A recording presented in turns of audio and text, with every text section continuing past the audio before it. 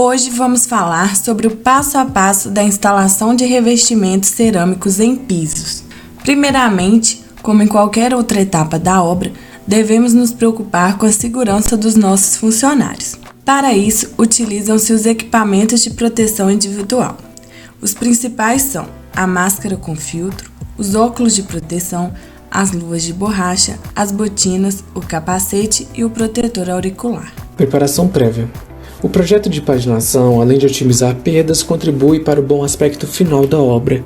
Pagine o piso para que as juntas de movimentação estruturais casem com as juntas de assentamento das placas de revestimento. Isso impedirá o surgimento de fissuras e quebras após o assentamento, aparentando o defeito do material, mas na realidade é do projeto ou da execução. Além disso, deve-se atentar para o substrato. Quanto ao contrapiso, deve ser feita a conferência do caimento. Ele não deve estar esfarelento e deve garantir resistência superficial e resistência de aderência mínimas. Os ensaios podem ser feitos segundo essas duas normas, adaptando-as para contrapiso.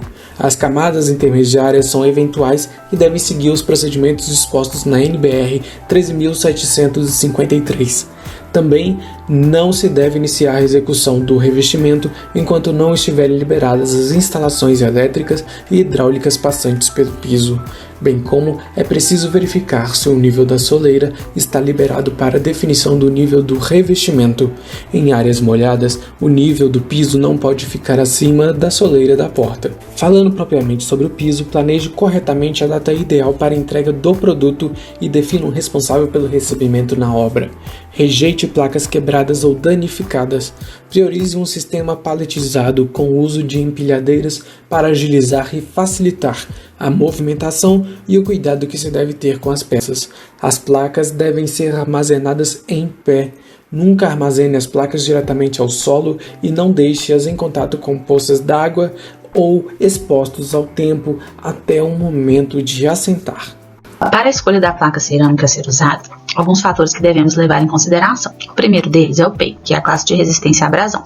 Como pode se ver na tabela apresentada, vai de PEI 0 ao PEI 5 e cada classe tem a sua indicação para o uso. Da mesma forma, temos a tabela apresentada para a escolha do porcelanato, conforme o tráfego que irá suportar. No mercado hoje há uma grande variação de tipos de placas e padrão de qualidade. Podemos classificá-las em padrão popular, padrão médio e padrão alto. Padrão popular, de maneira geral, conseguimos encontrar placas de até R$ 18 o metro quadrado. Já o padrão médio, conseguimos comprar placas por volta de R$ 59,10 o metro quadrado, podendo ser tanto placas cerâmicas quanto porcelanatos. Já o padrão alto, não há limites, como por exemplo a placa apresentada, que é da Eliane, tendo 1,20 de largura por 2,40 de altura e tem um custo no mercado hoje de R$ 613 o metro quadrado. Além disso, devemos nos atentar para a qualidade do produto em outros âmbitos, como resistência a impactos, lascamentos, manchas, uniformidade no tamanho das peças, fabricantes e o grau de absorção de água, seguindo a NBR ISO 10.545. É importante também pensar como será o processo de limpeza da placa. Lembre-se que pisos com menos texturas e ranhuras são mais fáceis de limpar. Argamassas colantes. Para o assentamento de revestimentos cerâmicos, é recomendado o uso de argamassas colantes. Essas normalmente são compradas em saco de 20 kg prontas, sendo necessário apenas a adição de água na obra. O valor de cada uma vai variar com base na sua classe e marca. Alguns exemplos de marcas são Votomassa, Quartzolite, Ceramifix, Colafix, dentre outros. A NBR que fala sobre o uso das argamassas colantes é a 14.081, que por sua vez as classifica em 3 classes. A primeira delas é a AC1. Seu custo médio por saco no mercado está em torno de R$ 9,40. Seu uso é indicado para revestimentos internos, com placas porosas, e contraindicados para saunas, churrasqueiras, dentre outros locais onde há variação de temperatura e umidade. A AC2, seu custo médio por saco é de R$ 17,40. É indicada para locais internos onde se usa uma placa pouco porosa, porcelanatos e locais onde há variação de temperatura, só que sofrem com a ação do vento e áreas externas. A AC3, o custo médio no mercado por saco é de R$ 28,80.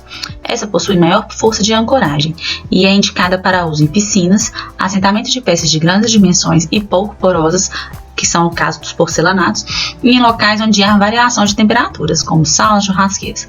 Segundo as boas práticas, também é recomendado o uso em áreas externas e principalmente em áreas com alto tráfego. Aqui nós temos uma tabela onde apresenta os tipos de argamassa e suas aplicações com base nos ambientes. Observe alguns tipos de ambientes que podem receber vários tipos de argamassa, como por exemplo as lajes com vão de até 5 metros, pode-se usar tanto a C2 quanto a C3. A definição disso vai ser com base nas boas práticas de assentamento. Escolha do rejunte. No mercado hoje há 3 tipos de rejunte: cimentício, acrílico e epóxi.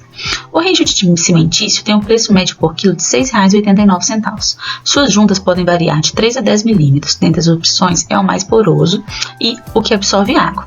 O uso recomendado é para áreas secas, mas também há no mercado o rejunte cimentício com aditivo impermeabilizante, que pode ser usado entre as áreas molhadas e até em piscinas. Já o acrílico tem seu custo médio por quilo no mercado de R$ 21,06. Esse já permite as juntas um pouco menores, que podem variar de 1 a 3 milímetros. Possui um acabamento liso e não absorve água. Há no mercado 2 opções de compra: o monocomponente, já vem pronto para aplicação, e o bicomponente. Possui 2 componentes que precisam ser misturados na hora da aplicação. A escolha entre um e outro vai depender da marca e do aplicador. Dentre os 3 tipos, o mais caro é o epóxi, custando até R$ 45 por quilo.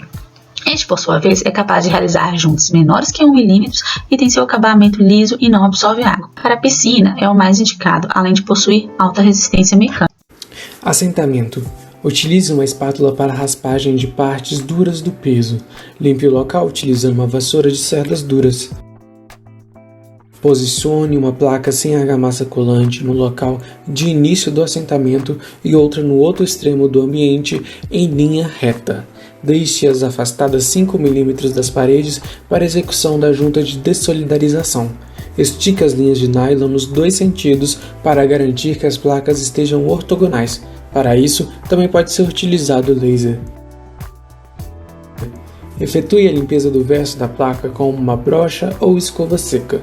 Se a argamassa colante for misturada em loco, deve ser realizada preferencialmente em balde plástico com misturador próprio para essa finalidade ou com haste helicoidal acoplada em furadeira. Inicie a aplicação da argamassa colante no contrapiso, promovendo o espalhamento inicial com o lado liso da desempenadeira e garantindo assim a aderência ao substrato. Acrescente mais argamassa na desempenadeira e passe o lado dentado sobre a argamassa já aplicada para formar os cordões. A desempenadeira deve estar com uma inclinação aproximada de 60 graus com o chão. A ABNT prescreve a dupla colagem caso a peça ultrapasse os 2 limites descritos. Ela é feita para garantir uma boa aderência da placa ao substrato. Caso ela seja obrigatória, é necessário aplicar a argamassa com o lado liso da desempenadeira, preenchendo as saliências e, em seguida, use o lado dentado para a formação de cordões. A placa deve ser posicionada próxima de sua posição final. Ajuste-a até a posição certa e pressione-a com os dedos, batendo com martelo de borracha até amassar os cordões. Utilize espaçadores para garantir alinhamento e também niveladores para garantir nivelamento. Após a primeira placa, continue o assentamento sempre em linha reta, tomando como referência a linha de nylon para manter o alinhamento das placas. No máximo, em até 1 hora após o assentamento das placas, remova a argamassa colante existente nas juntas de assentamento com um palito ou escova de nylon, preparando-as para receber o rejunte. Tire as medidas da região que necessita de recorte. Marque com lápis a linha exata onde será feito o corte na peça. Faça o corte com uma serra manual, de mesa, riscador ou torquês e aplique a peça da mesma forma que as demais. Limpe o piso com esponja limpa e úmida para remover qualquer resíduo de argamassa sobre as placas. Rejuntamento. Prepare a argamassa de rejuntamento com os mesmos equipamentos utilizados para a argamassa colante ou misture manualmente em um recipiente não absorvente com uma colher de pedreiro. Aplique a argamassa com a desempenadeira de borracha somente nas áreas das juntas do piso. Use uma esponja macia para limpar o piso logo após o tempo indicado na embalagem para evitar manchas no piso. Investimento final. Logo, o valor do investimento final será composto pelo valor da placa, o valor da argamassa escolhida, valor do rejuntamento e valor da mão de obra da instalação. Vale lembrar que quanto maior a peça, maior o custo durante a instalação. Sendo assim, o valor pode variar conforme a preferência do freguês, podendo ser em torno de R$ 35,00 o metro quadrado, em um padrão popular, e em torno de R$ 150,00 um padrão alto. Para esse valor de R$ 150,00, calcula-se que a peça estará na casa dos R$ 100,00 o metro quadrado, mas como foi visto anteriormente, não há limites para isso, sendo então uma diferença de R$ 115,00 por metro quadrado. Mas vale lembrar que podemos usar peças de padrão médio e conseguir um valor final por volta de R$ 90,00 o metro quadrado. Agora vamos falar sobre os possíveis erros que podem acontecer ao instalar um revestimento cerâmico em pisos e algumas dicas para realizar a instalação com mais êxito. Antes de começar, é importante verificar o consumo por metro quadrado para saber quantos sacos comprar. Além disso, é recomendado comprar uma porcentagem a mais do total previsto para o projeto, que varia em cada caso, considerando possíveis perdas. Feito isso, recomenda-se que algumas caixas sejam abertas e o produto colocado no local onde será assentado. Assim, além da possibilidade de verificar se há peças defeituosas e ou fora de padrão, pode-se também simular a paginação antes da finalização da tarefa, sempre atento às setas de indicação para a colocação do piso.